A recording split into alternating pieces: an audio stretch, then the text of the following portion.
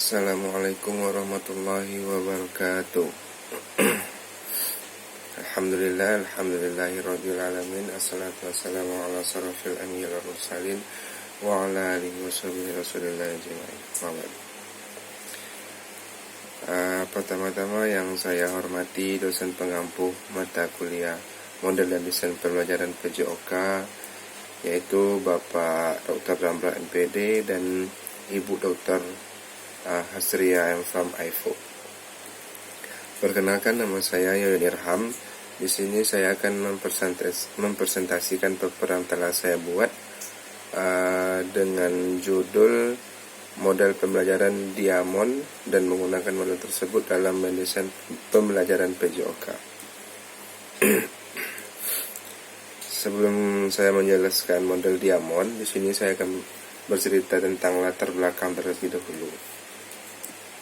Model pembelajaran merupakan hal pokok dalam mengembangkan pendidikan. Dengan model pembelajaran, penyampaian materi dalam pendidikan juga akan tersampaikan dengan baik. Menurut Helmiati di tahun 2012 di halaman 19, model pembelajaran adalah bentuk pembelajaran yang tergambar dari awal sampai akhir yang disajikan secara khas oleh guru. Dengan kata lain, model pembelajaran merupakan bungkus atau bingkai dari penerapan suatu pendekatan, metode, strategi, dan teknik pembelajaran. Sedangkan menurut Muhammad Afandi dan kawan-kawan tahun 2013 di halaman 16, model pembelajaran adalah prosedur atau pola sistematis yang digunakan sebagai pedoman untuk mencapai tujuan pembelajaran. Di dalamnya terdapat strategi, teknik, metode, bahan, media, dan alat penilaian pembelajaran. Pendidikan jasmani dan olahraga merupakan bagian yang tak terpisahkan dari pendidikan umum. Tujuannya adalah untuk membantu anak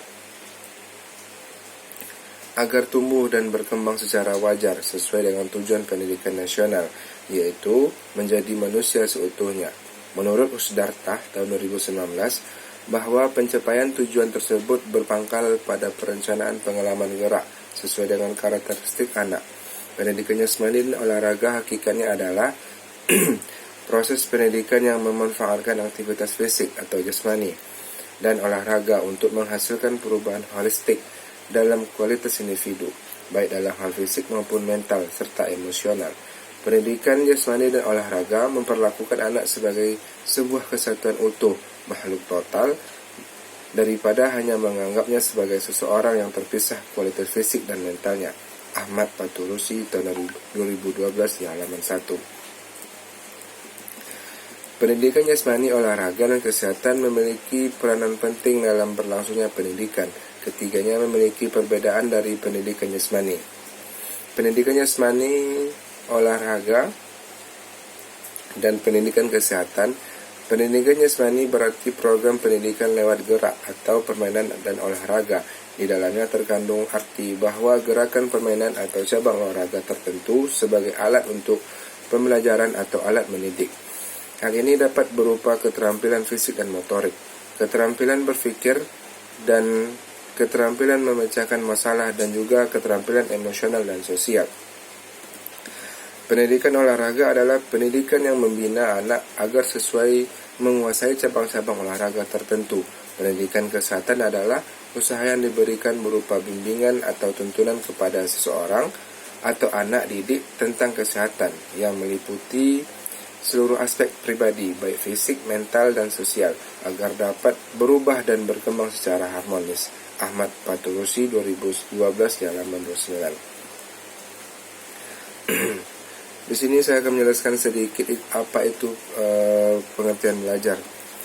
Seseorang dikatakan telah belajar sesuatu apabila terjadi perubahan tertentu, misalnya dari tidak dapat menghitung menjadi dapat menghitung.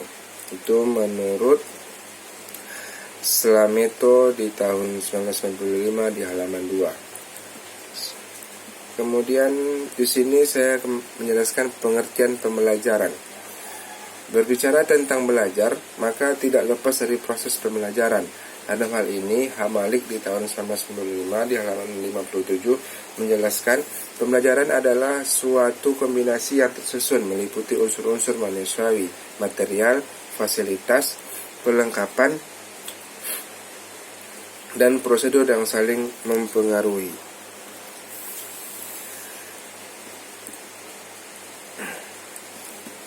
Baik, setelah saya lanjutkan di sini mengenai inti topik, yaitu model pembelajaran Diamond dalam pembelajaran PJOK. Langkah-langkah dalam model pembelajaran Diamond. Yang pertama yaitu pemilihan mata pelajaran.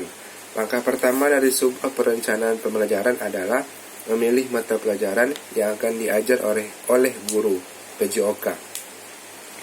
Dan seorang guru akan mudah dalam menentukan apa yang akan dia laksanakan di dalam proses pembelajaran nantinya.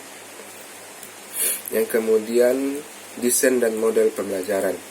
Langkah selanjutnya yang harus dilakukan oleh guru adalah mendesain atau merencanakan bagaimana proses pembelajaran nantinya berlangsung dengan efisien dan materi yang diajarkan tersampaikan kepada peserta didik. Di desain ini termasuk bagaimana strategi kita, teknik kita, taktik kita dalam mengajar mata pelajaran tadi terhadap peserta didik agar tujuan dari proses pembelajaran tadi tersampaikan. Selanjutnya, pelaksanaan. Setelah semua prosedur proses pembelajaran telah terprogram, maka proses pelaksanaan pembelajaran sudah bisa dilakukan di sekolah tersebut atau oleh guru tersebut. Dalam memberikan materi, guru harus terampil dan cerdas agar proses pembelajaran menjadi efektif dan efisien. Kemudian dievaluasi.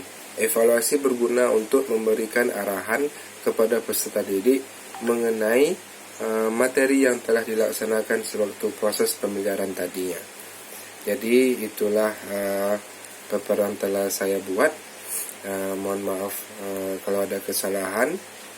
Lebih dan kurang saya tutup. Wabillahi taufiq wal hidayah. Assalamualaikum warahmatullahi wabarakatuh.